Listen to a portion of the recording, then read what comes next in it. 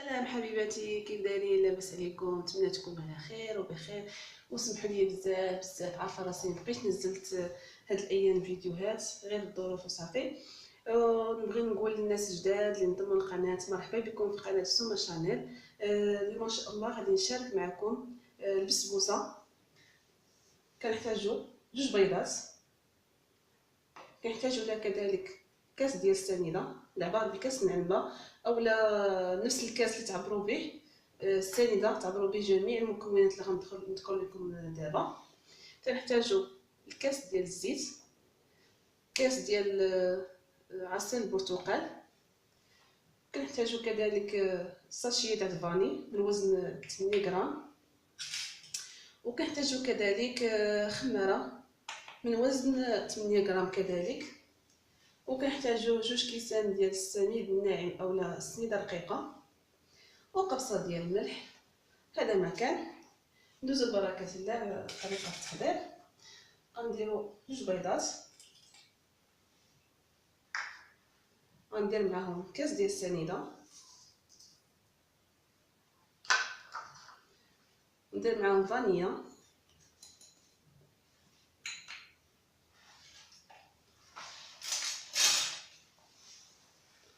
ونخلط جميع المكونات جيدا.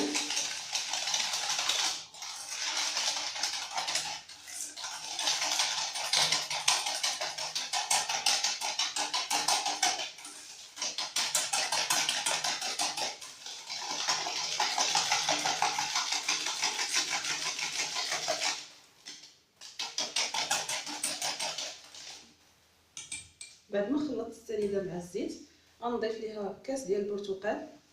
يمكن لكم تستغناو على البرتقال وديروا في بلاصتو كاس ديال الحليب او كاس ديال اللبن.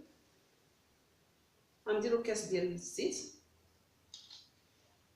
ممكن لكم ديروا غير ياغورت عادي.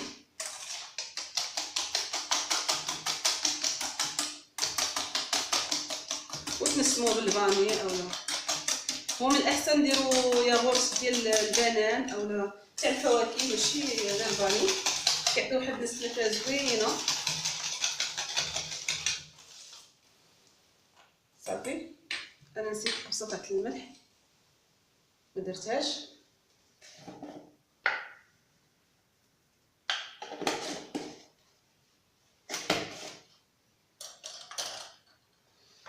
صافي وغادي نبدا نضيف السميد الناعم او السميده الرقيقه.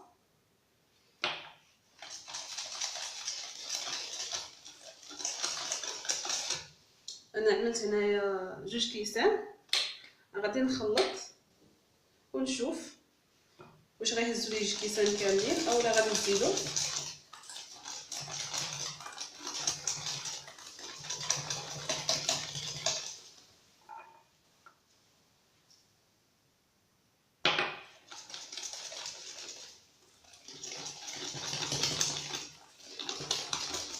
غنضيف الخماره،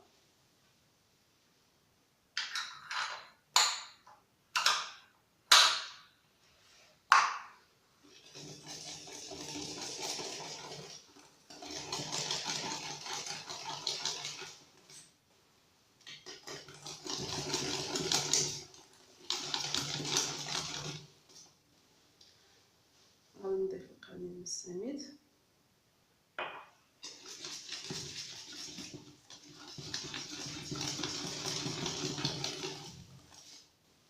انا هنايا هزت ليا كاس ونص ديال السميده الرقيقه او السميد الناعم كيف ما تشوفوا. يمكن لكم في الاخر هنايا تضيفوا قشره الحامض، كتجي زوينه، كتبان زوينه، غير حاليا ما كيتوفرش عندي.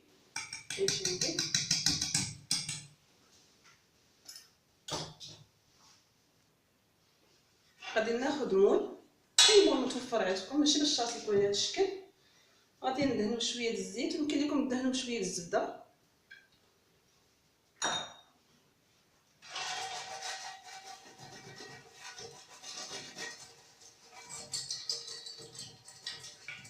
غادي ندهنو مزيان باش ما يتلصقش ليا.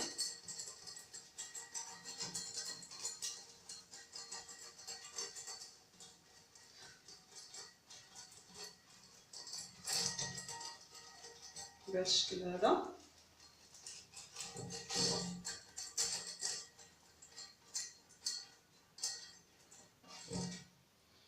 صافي غادي نرشو بالقليل من السميد ناعم ولا السميده رقيقه. تحاولوا توزعوا عليه بهذا الشكل هذا.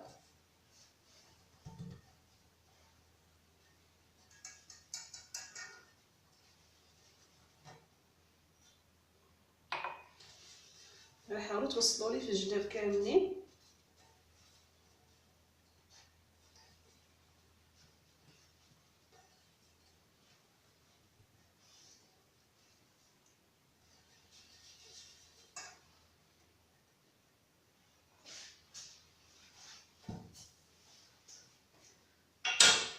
صافي بعد ما دهنت المول كامل كيف ما كتشوفوا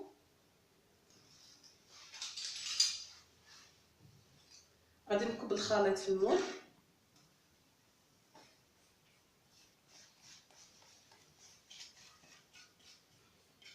هاد البسبوسه كتجي غزاله غزاله البنات،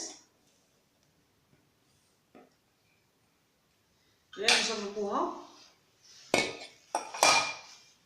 وخلوا لي الرأي ديالكم فيها. صافي بعد ما كبيت البسبوسه ديالي في المول غادي ندخلها الفران. ما نكونش سخناه من قبل، يكون بارد. الطياب ديالها بحال اي كيكه كطيبوها، غنشعلها لتحت النار تكون مهيله ونخليها حتى طيب كامله تبان طابت، وغادي نشعل عليها الفوق تحمر غير واحد شويه وغنزولها. بين ما طابت لنا البسبوسه غادي نصيبو نوجدو السيرو باش يلا يبرد لينا. من نخرجوا البسبوسه سخونه نسقوه بها هو بارد.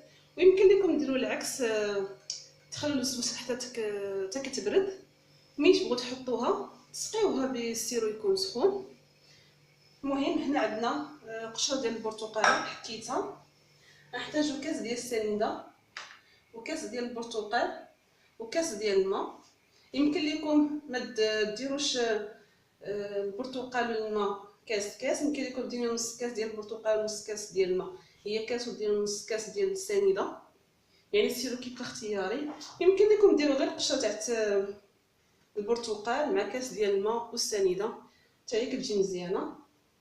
انا غندير كاس ديال السنيده ما عمرش، كاس ما عمرتوش، ما بغيتش الحلاوه بزاف. وغندير معاه كاس ديال البرتقال، وغنديروا كذلك كاس ديال الماء عادي. صافي وغندير هاد السيرو فوق البوطه حتى كيغلى لينا وتبان لنا السنيده دابت، وغادي نزولوه ونخلوه يبرد. بعد ما طابت لنا البسبوسه كيف ما تشوفوا دابا راه باقا سخونه، وغادي نسقيها بالسيرو يكون بارد، السيرو اللي كنا وجدنا ديالنا من قبل، وغادي نسقوها مزيان بداك السيرو. وبالنسبه للناس اللي تيبغوها تجيهم رطبه بزاف يسقيوها بالسيرو كامل. انا هنايا سقيتها غير بكاس من داك السيرو اللي وجدت، ما بغيتهاش تجينا رطبه بزاف. صافي وغادي نزينها بشويه الكوك. التزيين كيبقى اختياري لكل وحده باش كتبغي تزين. وهذا هو الشكل النهائي ديال البسبوسه بعد ما وجدات. كنتمنى الفيديو ديال اليوم ينال الاعجاب ديالكم، وما تنساوش الى عجبكم الفيديو ديال اليوم تخلوا لي لايك وكذلك التعليق ديالكم. ومرحبا بالناس اللي غنضموا القناه سوما شانيل. خليكم في رعايه الله وحفظه، الى فيديو اخر ان شاء الله.